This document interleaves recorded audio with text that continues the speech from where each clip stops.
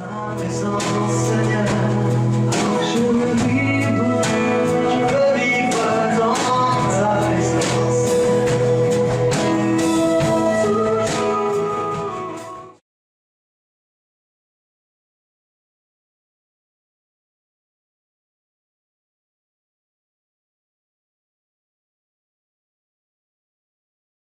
Jésus, je te suivrai.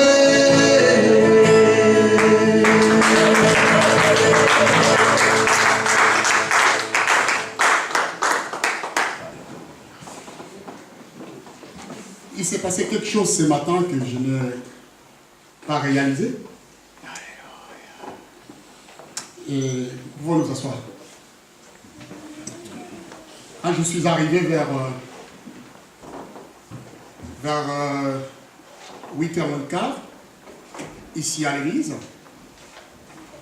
pour ouvrir et commencer déjà la prière. Je me suis mis à prier, à faire le tour de la salle, et je me suis mis juste devant la porte là pour commencer à prier. J'ai vu qu'il y avait deux hirondelles qui sont entrées, qui ont commencé à tourner au-dessus de ma tête.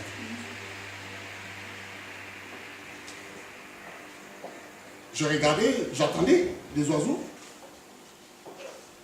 mais je dis, bon, peut-être je rêve. Mais j'ai ouvert les yeux, il y avait deux hirondelles. Je me suis dit, Seigneur, d'habitude c'est les colombes. Là, je vois que c'est des hirondelles. Ça veut dire quoi? Ils ont tourné, ils sont entrés dans l'église. Ils ont tourné. Après, ils sont sortis, ils se sont mis sur le fil là, et ils regardaient vers l'église. Je finis ma prière. Je préparais la Sainte Seine. Après, j'ai pris la voiture, je suis parti en église. Je dis à mon cœur, le Seigneur est avec nous. J'aurais pu être des colombes. Mais je crois que c'est quelque chose qui m'a marqué. Pourquoi ils attendaient que j'ouvre l'église et pour rentrer, juste au moment où j'étais là, ils tournent, le deux.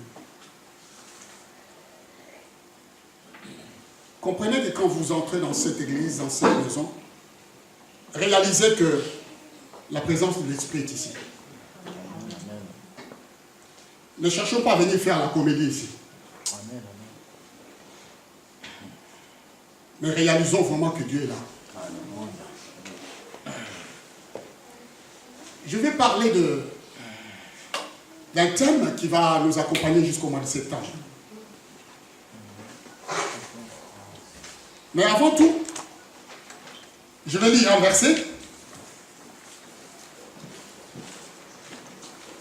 Beaucoup de gens proclament chacun leur bienveillance. Mais un homme fidèle, qui les trouvera? C'est dans le livre de Proverbes, chapitre 20, verset 6. Je vais introduire un peu le message que je vais donner par cette réflexion. Parce que ça, c'est la nature même de l'homme aujourd'hui.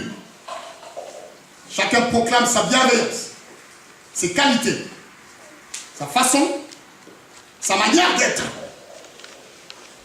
Chacun se glorifie dans ce qu'il est, dans ce qu'il comprend.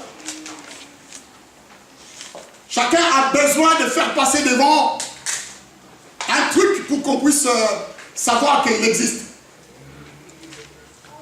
Quelque chose pour montrer que, mais je suis là quoi. Je vis. Mais dans tout cela, il manque à la personne la fidélité. Voilà pourquoi la question est posée. Un homme fidèle, où va-t-on le trouver? Si c'est Dieu qui avait posé cette question, je comprends qu'il a fait le tour de la terre jusqu'au point où il va trouver simplement une personne qui répond au nom de fidèle. Jésus-Christ. Alléluia. Amen. Parce que lui, il ne trahit jamais. Il ne change pas de position du jour au lendemain. Amen. Il reste dans la nature. même dans la volonté. Car je entends encore ces paroles qui me parlent dans mon esprit en disant, lorsqu'il disait aux Juifs, il disait, je suis dévoré par l'envie de boire la coupe que le Père a mis à ma portée. Je suis empressé même d'accomplir cette volonté. Quand on est dans le plan de Dieu, on est empressé d'accomplir la volonté de Dieu. Pas de faire passer nos propres qualités comme si ça plaisait à Dieu. J'étais avec des amis un jour, j'ai remarqué une chose. Je ne sais pas qui avait lancé le débat, mais une discussion était ouverte où chacun se vantait de tout ce qu'il était. Moi, j'étais là au milieu. C'était au travail, je me disais, eh ben, après avoir tous ceux qui sont en train de dire, je ne sais pas où tu vas placer un mot. J'entendais toujours moi, moi, moi, moi, moi, moi, moi, moi. L'autre, il arrêtait. L'autre, il prenait moi, moi, moi, moi. Quand ils arrêtaient, l'autre prenait moi, moi, moi, moi.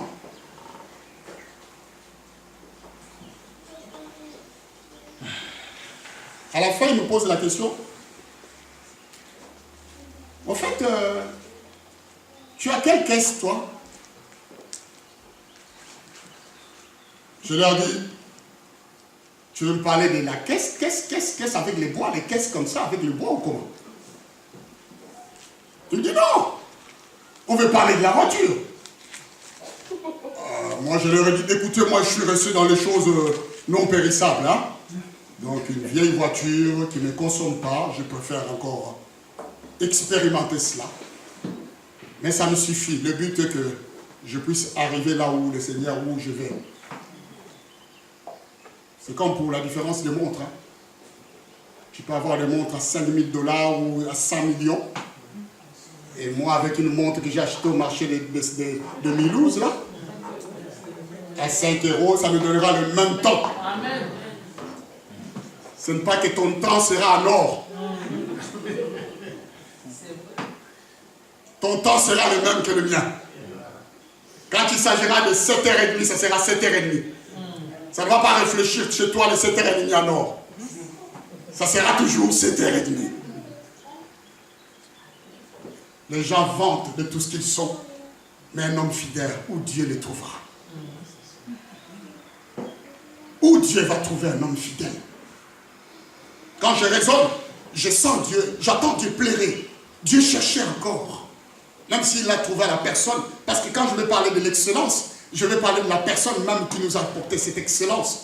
Dans le travail, dans ce que nous pouvons apporter pour le Seigneur, dans ce que nous sommes, dans la manière de lui servir, dans la manière de pouvoir agir. Il faut que nous commencions à réfléchir, nous qui sommes l'Église, à savoir qu'est-ce que nous offrons à Dieu. Lui, il a offert quelque chose qu'il avait de meilleur. N'est-ce pas? Il n'a pas regardé le prix. Mais nous, en retour, que voulons-nous offrir à Dieu? Est-ce que nous voulons lui offrir des vaches qui sont infirmes? Ou nous voulons vraiment comprendre que c'est le meilleur? Il y a eu des gens qui travaillaient dans une usine. Le directeur a dit, dans cette usine, avant d'entrer, il faut des chaussures de sécurité. Tout le monde est allé faire des courses. Ils ont entendu ce que le roi avait, le BDG avait dit. Chacun, pour préserver son travail, avait bricolé des chaussures de sécurité aux pieds. Ils amenaient. Ils entraient à l'usine. Quand tu ressortais, il les a enlevés. Mais dans l'église, quand Dieu demande de faire quelque chose, ça ouvre des débats. Les gens ont du mal à obéir. On obéit facilement à un patron que pour le Seigneur. On commence à savoir si c'est écrit, ou si c'était pour l'Ancien Testament, ou le Nouveau Testament. Ou si c'était vraiment, réellement, ça devrait se faire quoi. Mais quand on nous demande des choses, le monde nous demande des choses, on ne pose pas des questions, on ne lance pas des débats, on obéit.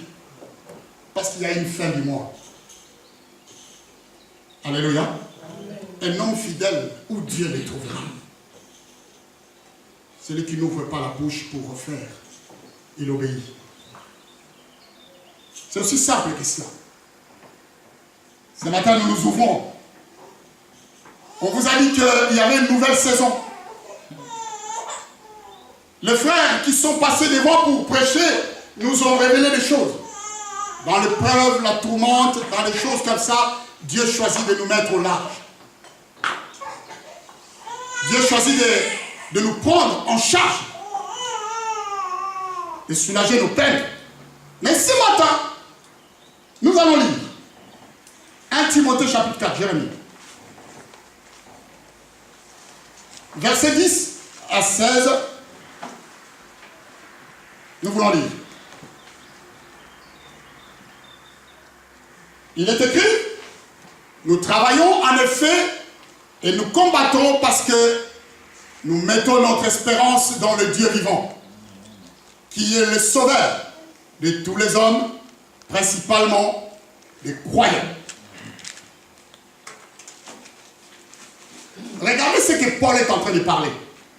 Il dit, nous travaillons. Le mot travail a attiré mon attention pour mettre l'accent. Paul considère que tout chrétien qui est dans l'église doit se mettre au travail. Alléluia. Toute personne qui croit au Seigneur Jésus, c'est lui qui forme cette famille que nous sommes, doit se mettre au travail. Même s'il ne se met pas au travail dans l'église, mais dans sa propre vie. Dans sa propre vie, il doit se mettre au travail. Laisse le verset s'il te plaît.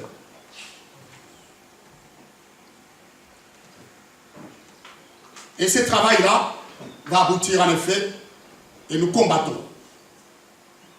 Dans l'œuvre du Seigneur, il existe le travail et les combats. Parce que quand nous travaillons, il y a un autre qui nous combat. Nous devions, nous, avoir une stratégie de travailler et de combattre en même temps. Alléluia. Parce que nous savons que l'espérance que nous portons se trouve à la personne de Dieu lui-même.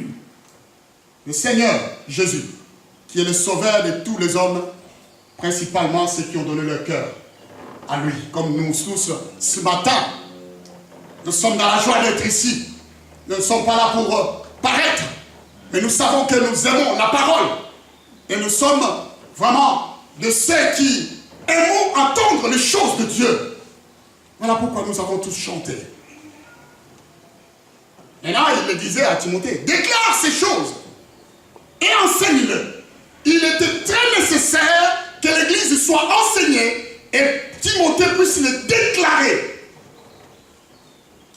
les confesser publiquement, les communiquer auprès des personnes, auprès des gens. La parole doit être communiquée. La sagesse doit être communiquée. Lorsque je suis sage, celui qui est à côté de moi doit devenir aussi sage. Alléluia.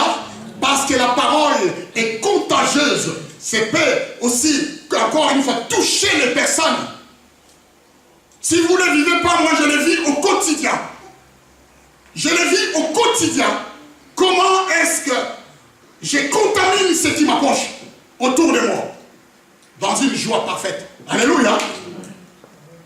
Les gens, ils ont le plaisir de me voir arriver. Et quand j'arrive, tout le monde dit, ah, on t'attendait. Enfin. Enfin. L'atmosphère change. C'est cela que nous sommes. Déclare ces choses et enseigne-le. La responsabilité de Timothée était d'enseigner et de déclarer devant l'Église. Parce que nous sommes et nous nous confrontons dans un état où aujourd'hui beaucoup de gens discutent pour les choses de Dieu. Il y a trop de débats. Alors que nous ne pouvions même pas débattre. Il y a des choses que nous sommes convaincus, je le fais, je le fais. Le monde nous égare trop. Nous écoutons tout ce qu'ils disent et nous le faisons sans se rendre compte. Même si nous savons, mais nous continuons à le faire quand même pour être bons. Au contraire, nous devions privilégier d'abord le Seigneur, notre Dieu. Le faire passer devant toute chose. Le verset 12, tu peux descendre. Voyez-vous, de cela ressortira les qualités que Paul a vues dans la personne. Que personne ne méprise ta jeunesse. Là, il va mettre l'accent sur la façon dont il a reçu. Il veut dire à Timothée que personne, c'est-à-dire toi-même aussi, ne considère pas que tu es jeune. Parce que sinon tu vas t'arrêter sur ta course. Et fais-le connaître à toute l'assemblée, à tous ceux qui t'entendent, à tous à qui tu adresses la parole. Mais ce n'est pas le fait que je sois jeune que Dieu ne peut pas m'utiliser. Alléluia. Pour me permettre de vous communiquer. Nous sommes dans le travail, dans l'œuvre. Nous entrons ici dans ce qu'on appelle l'œuvre du Seigneur, dans l'appel même de la personne de Timothée qui veut servir Dieu, qui veut faire la volonté. Je vous ai dit que l'excellence va nous ouvrir à ce que nous puissions plaire à Dieu. C'est les qualités. Qu'est-ce qu'il va dire? Que personne ne méprise ta jeunesse, mais soit un modèle pour les fidèles. Alléluia. Il va lui dire, sois un modèle. Vous savez, le modèle est une copie conforme où tout le monde doit suivre. Un modèle, c'est ce qui est le meilleur, où les gens doivent copier. Je crois que quand Dieu a dit, faisons l'homme à notre image, il y avait un modèle sur lequel Dieu a copié pour créer l'homme. Amen, hein? Assez souvent, je dis à mon fils, parce qu'il est l'aîné, je lui dis, écoute, il faut que tu sois un modèle pour tes frères et sœurs. Parce qu'ils ont une vision fixée sur toi. Si toi tu fais de bonnes choses, ils feront de bonnes choses. Si tu fais de mauvaises choses, ils feront de mauvaises choses. Regarde les habitudes que tu implantes à la maison, alors les autres aussi commencent à suivre. Parce qu'ils se disent, si les grands frères le font, c'est que c'est permis. Alléluia. Donc moi aussi je peux le faire. Jérémie a l'habitude de ne pas manger les aliments qu'on a préparés avec les oignons. Il le fait bien comprendre. Quand tu prépares quelque chose, tu mets les oignons, il ne mange pas. Ou soit, il va dégager tous les oignons et il va manger. Je ne sais pas pourquoi. Et il l'a fait connaître à la maison. Aujourd'hui, j'ai remarqué que tous les autres enfants vont commencer, font comme lui. Quand tu prépares les choses avec les oignons, ils n'aiment pas. Alors vous comprenez comment je suis. Quand je vais faire un bon repas, que je vais manger tout seul, je mets plein d'oignons.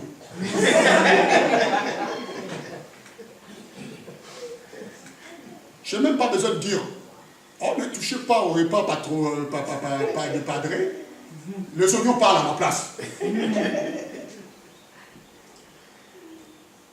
Cet repas peut faire une semaine et je me régale. Mais j'ai quand même une réflexion qui me dit, écoute papa, la prochaine fois tu verras ces repas, ne mets pas trop d'oignons. Je dis, on verra. Un modèle est vu de tous. Le modèle, c'est cette maison qui est mise sur la montagne. C'est cette lampe qu'on a mise sur la table. Où tout le monde peut voir. Alléluia. Où tout le monde peut toucher, tout le monde peut regarder. Jésus est ce modèle que Dieu a mis devant nous. Et Paul va dire à Timothée que personne ne méprise. Parce que tu sois un modèle pour les fidèles, pour ceux qui témoignent. Quand nous voulons servir le Seigneur, quand nous voulons prétendre à faire quelque chose, il faut que je sois un modèle que tout le monde doit dire, je préfère copier. Pas de dire que je vous ordonne de faire ça, mais ne faites pas ce que moi je fais. Alléluia. Ça, c'est notre évangile. Qu'est-ce qu'il va dire? Dans l'église, tous nous sommes Si demain je suis appelé à servir, je dois me comporter comme étant ceux qui ont appelé à servir. J'ai fait une parenthèse. J'ai regardé un reportage de tout le genre de En Marche. Vous savez, le parti politique qui a pris La République en marche. la République en marche et qui a gagné les élections. Et parmi les députés, il y a des gens qui viennent de l'état civil, qui n'ont jamais fait quelque chose. Il y avait des commerçants, des avocats, ils ont pris de partout. Et j'ai regardé hier encore, il y avait une personne d'origine sénégalaise qu'on suivait pour essayer de montrer. Mais j'ai vu ce gars avec un costume, cravate et puis bien propre et tout. Oh! Et les autres aussi, qui ont été votés, ils étaient entrés déjà dans l'habit d'un député, même s'ils ne connaissaient pas. Alors le gars était fier, il a changé même de démarche, pour ceux qui avaient vu. Ceux qu'il connaissait au quartier, il ne voyait pas marcher comme il marche maintenant, aujourd'hui. Il a pris le marche de député, j'ai dit, ah bon? Même les députés, ils ont des marches. Oh, mais je peux le dire, mais je dis, wow! Comment justement, juste une fonction peut changer une personne? Alléluia! Vous avez affaire à un député, quoi. Les gars cravates, ils étaient là sérieux quand ils disaient bonjour dans le quartier. Ils changeaient même la tête, ça changeait, ça allait comme ça, quoi. Pour montrer que je suis député. Que c'est plus le voisin d'à côté. Attention, vous avez affaire à un assemblée, comment ça s'appelle? Assemblée nationale ou générale? Non, assemblée générale. Hein? Mais où j'ai trouvé assemblée générale? Il est quelle heure? 11h. Bon, j'ai encore un mot français. Donc, les modèles, et c'est lui qu'on doit regarder, qu'on doit suivre, qui ne trompe pas, qui ne change pas d'attitude, ni de variation, qui ne se modifie pas, en quoi que ce soit, mais qui reste un exemple, une référence pour ceux qui veulent le suivre. Le Seigneur s'est placé devant nous comme un modèle. Et Paul va dire à Timothée, aussi, sois ces modèles-là pour les fidèles. D'abord, il va montrer maintenant, là nous entrons dans le thème de l'excellence, il va montrer les qualités, les domaines, il va donner des pistes qui vont permettre que quand il va améliorer, changer, transformer, quand il va prendre au sérieux toutes ces pistes-là, il n'a pas besoin de convaincre les gens, en rien qu'en faisant cela, les gens verront déjà que c'est un modèle. Alléluia. Il va nous dire, sois un modèle en parole. D'abord, il faut respecter la parole. Il faut que tu sois un modèle quand tu dis quelque chose, tu dois tenir à ce que tu dis. Tu ne dois pas changer à tout moment. Aujourd'hui tu dis ça, demain tu dis ça, demain tu dis ça, demain tu dis ça. Un modèle ne change pas, même Dieu ne change pas comme ça de couleur, de veste. Mais il y a des personnes dans leur vie, Dieu change tout le temps. À la seconde où Dieu lui a dit ça, 2 minutes après Dieu va lui dire, 2 minutes après Dieu. Mais c'est quoi ça? Impossible de suivre une telle personne.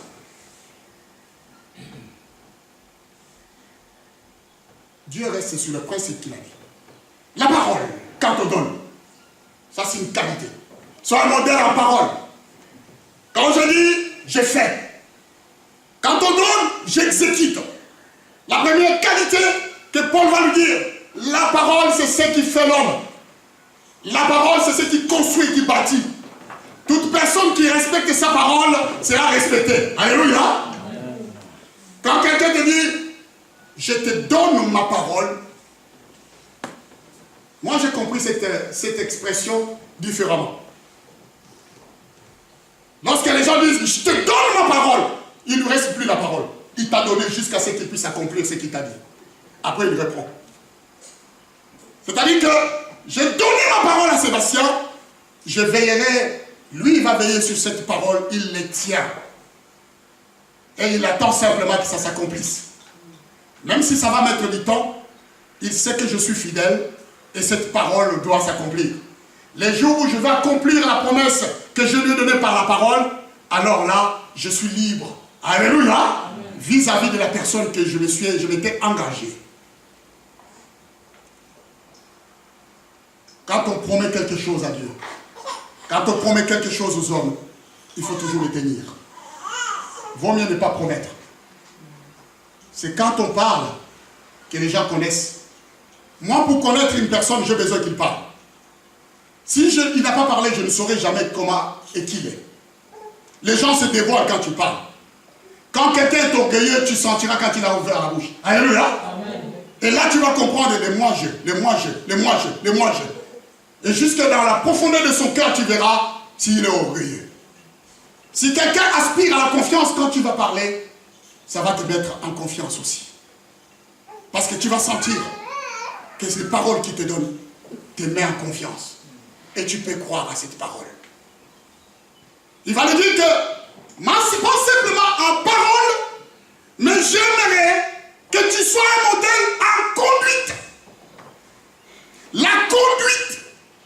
Les gens qui aspirent à servir Dieu doivent être des personnes de parole et une conduite alignée sur la volonté du Tout-Puissant, du Seigneur. Pas une conduite rebelle. Pas une conduite qui fait, non, en conduite. J'obéis. La conduite implique l'obéissance. Parce que quand j'écoute et je reçois et je crois, j'obéis, alors là, je pourrai marcher.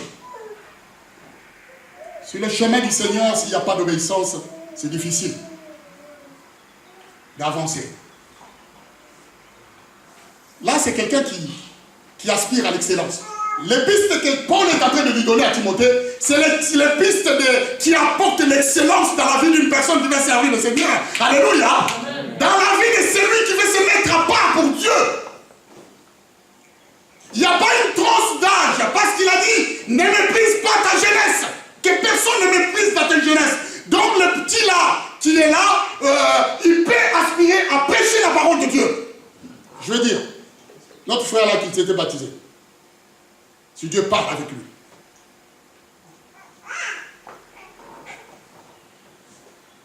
Mais seulement, il faut qu'on voie sa conduite. La conduite est une direction. Aussi, qui nous montre que nous sommes vraiment sur la voie. Dans ces mots, je comprends deux sens. Il y a seulement les caractères ou l'habitude de la personne. Mais si je le regarde dans l'autre sens, c'est une façon de conduire aussi. Une conduite. J'ai entendu, mon fils me disait, quand je disais, tu pars où? Il me dit, je pars en conduite. Je ne vais pas faire la conduite. Donc il va apprendre à conduire quelque chose. C'est dans l'autre sens. Hein. C'est la métaphore que je dis là.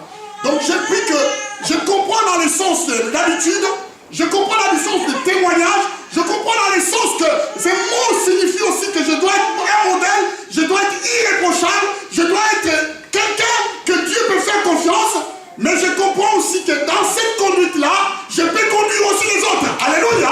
Amen. Amen. Amen. Donc je peux conduire aux autres par rapport à mon caractère, les autres peuvent me suivre. Et quand les autres me suivent, je les conduis aussi à l'excellence, à ce qu'ils soient aussi des modèles parfaits. En plus, ils disent, pas seulement en conduite, mais il faut l'être aussi en amour, en charité. C'est bien placé, hein, ces qualités. Il a commencé par la parole, il a marqué sur la conduite, et il va mettre l'amour, la charité. Comment veux-tu conduire les autres si tu n'aimes pas les autres? Alléluia. Amen. Amen, amen, amen, amen. Est-ce que vous êtes avec moi? Amen. Si tu fais le choix sur les gens, si tu es fixé sur les personnes que toi-même tu as qualifiées qu'elles sont bonnes, comment tu vas conduire les autres? J'entends souvent le verset qui se dit à l'église, il a dit, aimez-vous les uns les autres. Les gens, ils ont mal compris ce verset. Il faut que les gens commencent à s'aimer eux-mêmes. Si toi tu t'aimes pas, comment tu vas aimer les autres? C'est pour ça l'amour ne se manifeste pas dans l'église. Parce que le problème, ce n'est pas l'amour. Le problème, c'est les personnes. Eux-mêmes, ils ne s'acceptent pas comme ils sont. Ils ne s'acceptent pas comme ils sont. Ils ne s'aiment pas. Ils sont devant le miroir et ils regardent là. Je ne l'aime pas.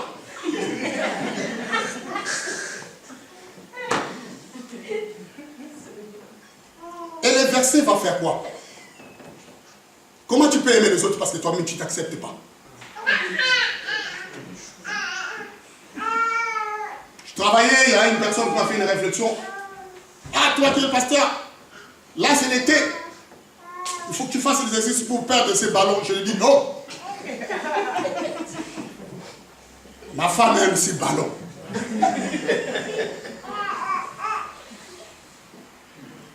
À partir du moment où elle aime, je les conserve. J'ai eu des années où j'avais des tablettes de chocolat. Mais aujourd'hui, il y a aussi des tablettes de chocolat, seulement on ne les voit pas. Parce que si je vais à la plage, je serai avec mon gros ventre et je nagerai avec ceux qui ont des tablettes de chocolat. On va se baigner dans la même mer. Qu'est-ce que tu me cherches? Va dire à ton mari de faire des tablettes de chocolat. Moi, je garde mon ballon. Et j'aime ça. Bien aimé, je peux vous dire que le problème d'amour est trop difficile. Il y a même les gens qui ne savent pas qu'ils ne s'aiment pas. Ils ne se trouvent pas bien. Ils sont mal dans leur peau. Ils ont toujours trouvé des défauts pour leur vie. Ils voient toujours des choses qui ne marchent pas dans leur vie. À la fin, ils concluent, ah, je ne suis pas bien. Je ne suis pas parfait. Et tu amènes cette personne dans l'église pour lui dire, aime ton prochain. Mais ça sera difficile pour qu'il puisse aimer ton prochain et son prochain. Il faut que lui-même puisse s'aimer d'abord. Et quand l'amour va prendre toute la place dans son cœur, parce qu'il est comme il est, Dieu l'a créé, et s'il s'accepte, et vous verrez que ça sera trop facile pour qu'il aime l'autre. Alléluia. Amen, amen, amen. Amen. C'est pas aujourd'hui. Le travail doit se faire par nous-mêmes. D'abord, sois un modèle en amour, dans la charité. Les doigts doivent sentir l'amour en moi. L'amour se sent comme un parfum. L'amour se dégage. Tu dois porter les gens dans ton cœur parce que toi-même tu t'acceptes. Tu n'as pas besoin de faire des efforts. Quand tu dégages l'amour, les gens viendront vers toi. Alléluia. Amen. Ils sentiront qu'il y a quelque chose qui est dégagé. Il n'y aura aucune barrière. Parce qu'ils vont trouver que en toi, il y a quelque chose que les autres n'ont pas. L'amour nous rapproche. Je dois connaître que mon problème est le problème de l'autre aussi. Je vous donne, jusque-là, je n'ai pas encore commencé à parler de l'excellence, vous voyez. Je n'ai pas encore parlé. Mais rien qu'en détaillant de petites choses, nous comprenons qu'il y a un travail à faire parce que nous voulons servir le Seigneur. Dieu ne veut pas qu'on puisse le servir n'importe comment. Dieu n'est pas un club med où les gens doivent faire tout ce qu'ils veulent. Dieu veut de l'excellence. Il nous a donné quelqu'un de l'excellent, qui était sans tache ni défaut. Alléluia. Il nous a donné Christ, l'exemple même à suivre. Et si nous voulons nous mettre au travail, nous devons suivre le modèle de Christ. Alléluia. Amen. Christ a obéi, je dois obéir. Christ était soumis, je dois être soumis. Amen. Christ était et il était la parole, je dois apprendre la parole. Christ a obéi à Dieu, je dois le faire. Je ne veux pas le faire n'importe comment, mais je veux le faire parce que je suis un modèle. Si on n'avait pas un modèle, là j'aurais compris. David disait à Dieu, s'il y avait un autre Dieu, tu nous l'aurais montré. Mais parce que tu ne nous as pas montré un autre Dieu, ça veut dire que Dieu est le seul qui existe. C'est lequel qu'on peut croire, c'est lui qu'on peut suivre, c'est lui qu'on peut toucher, parce que toi tu ne nous trahis pas. Alléluia. Croyez-moi, s'il y avait une autre voie, Dieu nous l'aurait montré. Mais la voie par excellence passe par Jésus-Christ. Alléluia. Il est le modèle. Quand je veux faire la volonté dans l'église, je dois m'aligner sur son paramètre. Je dois me paramétrer sur le modèle de Christ et obéir et faire comme lui et servir. Sinon, c'est le marché. Sinon, ça sera le temple rempli de pigeons, de changeurs de monnaie, le temple rempli de tout des trafics. Parce que quand on remplit de compromissions dans l'église, on fait des trafics, ça devient un temple de commerçants. Il n'y a plus personne. Les pigeons vont remplacer les colombes dans l'église. Vous allez croire que vous avez le Saint-Esprit, mais ce sont des pigeons. Alors qu'on a besoin de colombes. Et vous allez continuer sur cette voie-là, croyant, mais au bout, il n'y a rien. En tout cas, moi, je ne vais pas cette voie. Alléluia. Amen, amen. Je refuse. Je vous répète ici souvent que moi, je travaille pour ma vie. On me dit, moi-même, le pasteur, j'obéis à beaucoup de choses ici. Je ne vais pas aller en enfer. Je vais aller au ciel avec le Seigneur. Je commence par l'obéissance. On met les choses en place, moi je les respecte. C'est la seule façon que Dieu aime. Parce que ce jour-là, quand je serai face à mon Seigneur, aucun de vous ne sera là. Je serai avec lui. Dieu n'écoute pas de justification. Oh, c'est à cause de ça, à cause de ça. Les gens ont tendance à suivre les autres. Les jours où vous serez face au Seigneur, les autres ne seront pas là. Vous serez face avec Dieu. Et vous répondrez sur tout. Oh, alléluia. Sois un modèle en amour. Un modèle en amour. Un modèle à aimer. Là, je vais plus loin. L'amour, quand on l'a découvert, on peut cultiver tout autour. Ça devient notre propre champ où on a trouvé le trésor.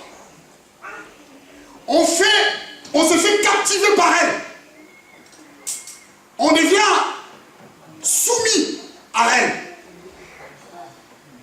On change même d'habitude, même de caractère. Oh, l'amour peut faire beaucoup de choses. Il y a un film qui est sorti au cinéma, il y a un enfant, une jeune femme de 17 ans qui était malade. Il n'avait pas le droit de sortir dehors à cause de la maladie qu'il avait. Sa mère avait perdu déjà son mari par accident avec son frère. Il a barricadé la maison et il y a des codes. Avant, les infirmières, quand ils entrent, ils doivent porter des masques avec des trucs, mais impossible pour que les microbes n'entrent pas. Et cette fille n'allait pas à l'école, il ne vivait pas les autres choses que les autres vivaient. Mais cette fille restait toujours par la fenêtre, à la fenêtre, à regarder le monde qui est à partir de la fenêtre de sa chambre. Il s'est passé qu'un jeune garçon vient aménager à côté juste de chez eux, de sa chambre. Il peut regarder ce jeune garçon. Du dehors, le jeune garçon pouvait regarder la fille. Il s'est passé un truc entre les deux. Il a commencé à germer dans le cœur. L'amour aimé. Est-ce que vous êtes avec moi? Juste pour faire bref, cette fille, à la fin, elle a pris le risque de braver toutes les lois que sa mère avait mises à la maison et de sortir dehors par amour pour croiser celui qui faisait battre son cœur. Je peux vous dire que quand on connaît l'amour du Seigneur, on ne peut s'arrêter devant rien du tout. Amen. Hein? On ne se met pas des interruptions pour refuser d'obéir à Dieu. On accepte. Seigneur, j'accepte. Tu veux que je fasse ça, j'accepte. Tu veux que je fasse ça, j'accepte. Tu veux que je fasse ça, j'accepte. Oh, l'amour est merveilleux. Sois un modèle dans l'amour. Oh, béni soit le Seigneur. Il va lui dire encore, sois un modèle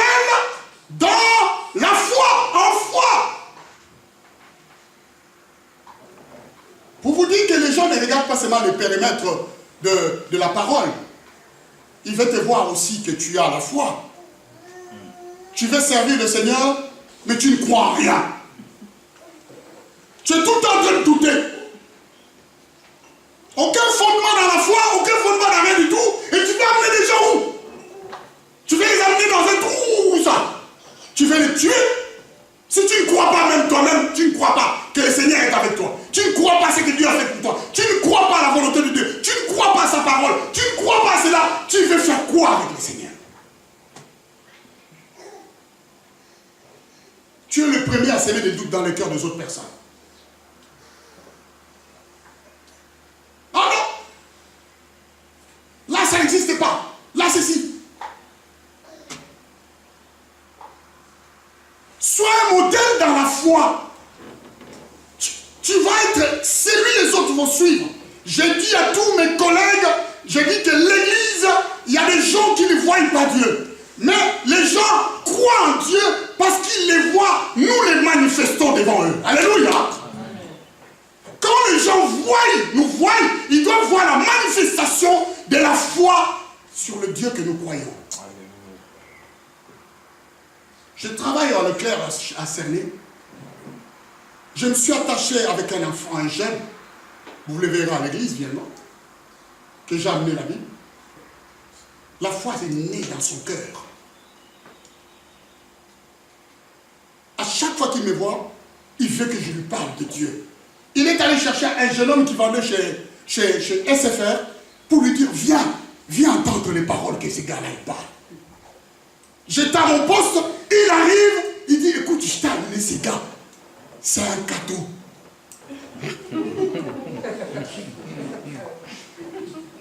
Parle-lui comme tu me parles. Parce que je lui ai dit que il y a un pasteur là-bas. Même si tu veux te cacher, Dieu t'expose. Alléluia. Je voulais faire ma vie tranquillou là-bas, passer incognito comme chaque employeur, mais non. Même là-bas, je sens l'odeur du pasteur. Je sens l'odeur du pasteur. Donc j'ai encore plus beaucoup de yeux qui me surveillent. Donc je n'ai pas droit à l'erreur. Si je fais, ma conduite doit être exemplaire parce que sinon... Alors chez vous, le pasteur, c'est permis, ces choses-là. Les gars, il est venu. Il m'a dit, écoute, j'avais croisé un évangélique qui m'a dit que dans vos églises, Dieu peut guérir de maux de ventre, Dieu peut guérir de cancer, Dieu peut guérir de tout ça. Est-ce que c'est vrai? Parce que chez nous, le curé, il ne dit pas ça. Hein? Je lui dis pour que tu découvres.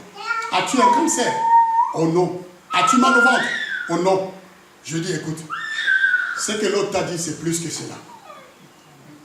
C'est que le miracle est en toi, si tu acceptes Jésus-Christ. Alléluia. Amen. Le cancer ne signifie rien. Je commence à lui parler de Christ. À peine je finis, que son patron lui a dit, mais tu es en train de travailler. Ah, monsieur le pasteur, je travaille là, je pars. La foi doit s'exprimer. Alléluia. L'odeur de la foi doit être... Les gens, quand ils nous voient, ils doivent croire aux mots qu'on les prononce. Sans douter. Et même si là, aucun homme ne croit, mais moi, je crois. Quelqu'un a dit, même si on me disait que la vérité est en dehors de Christ, moi, je reste sur Jésus-Christ. Alléluia. Amen. Amen, amen. Je reste sur le Seigneur. Je ne bougerai pas. Je reste au même endroit. La foi est une ferme assurance. En fait, c'est une ferme décision. La fermeté parce que je ne bouge pas. Les choses peuvent changer, moi je ne bouge pas. Les situations peuvent changer, moi je ne bouge pas. On améliore les choses, moi je crois toujours que Dieu est capable de m'élever là où je suis. Alléluia. Amen, amen, amen, amen. Et même si les hommes me freinent, quand Dieu décide de m'élever, il va m'élever. Parce que moi je crois.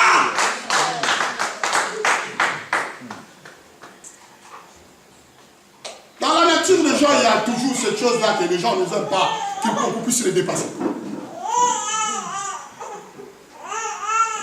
Ici, ce n'est pas le cas. En tout cas, si tu veux dépasser ton pasteur, moi je te laisse la place. Alléluia. Amen. Au contraire, j'aurai la joie de voir que tu me dépasses. Là, je dis, ma retraite a sonné. Je m'approche de partir parce que je vois que cet enfant est en train de progresser avec une puissance énorme.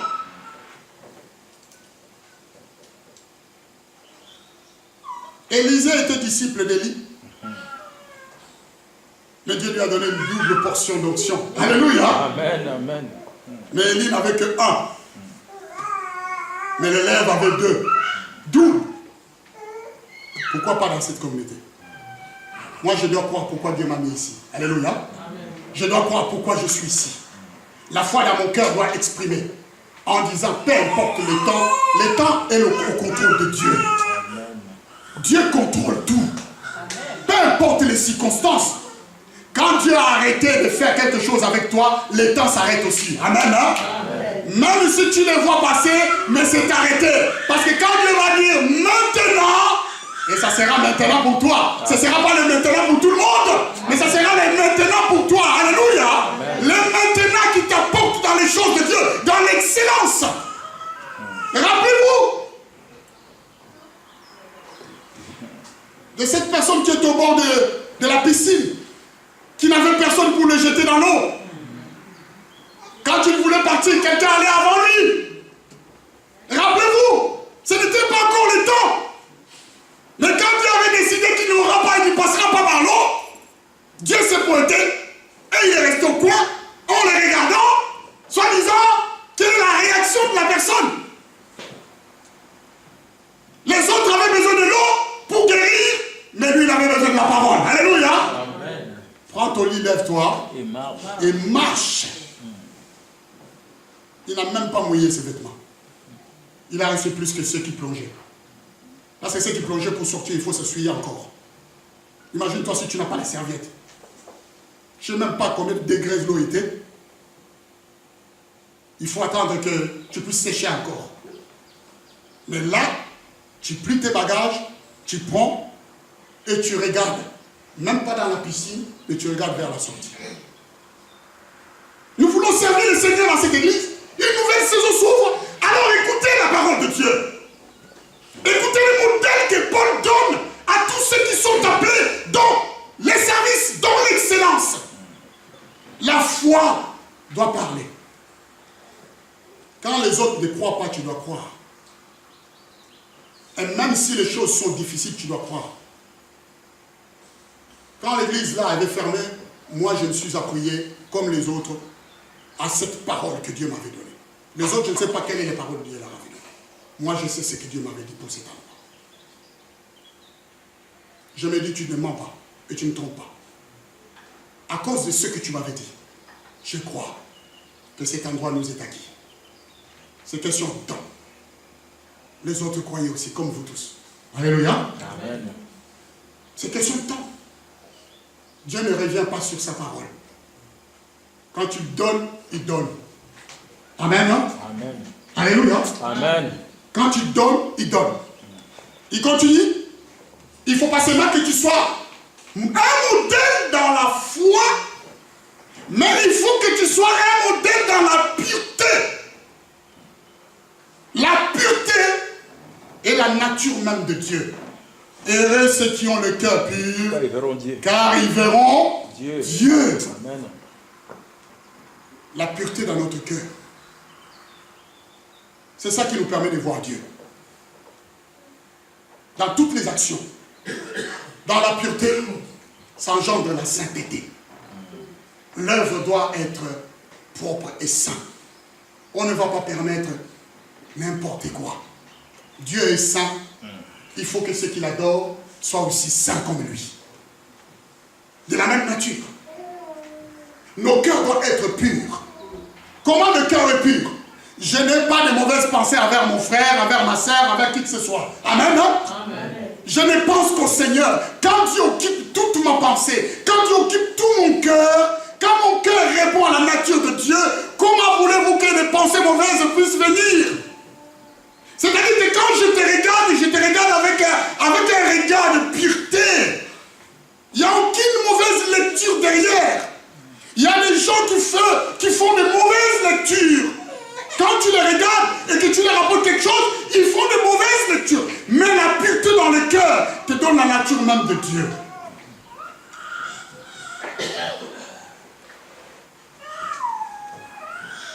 Rien qu'à entendre cela,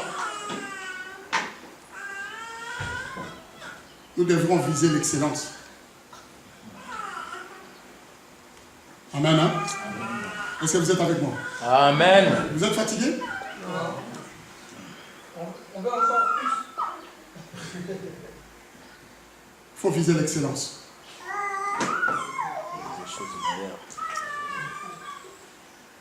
Tout est là. Alors nous prendrons le temps de continuer ce thème.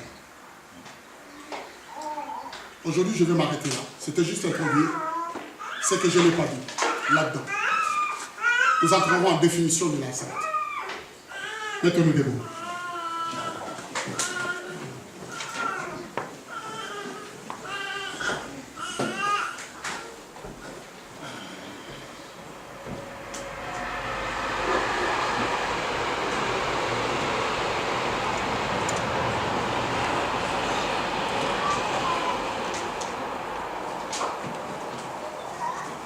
Merci à Dieu.